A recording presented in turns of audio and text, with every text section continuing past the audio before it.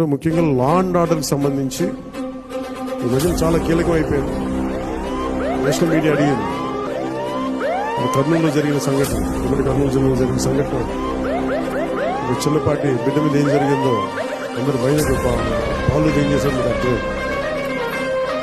మనం స్పందించమన్నారు. ఏం మాట్లాడాలంటే 18 ఏళ్ళు దాటిన యువతనైతే ఎలాంటి పనిష్మెంట్ అని ఇచ్చేయచ్చు.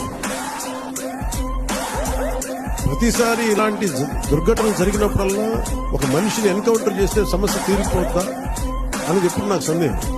మరి ఏం చెయ్యాలి అనేది కూడా అందరూ కూర్చొని చేయాలి.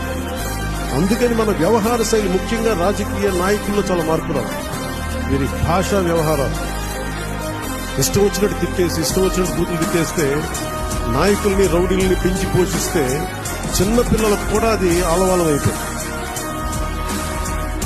అందుకని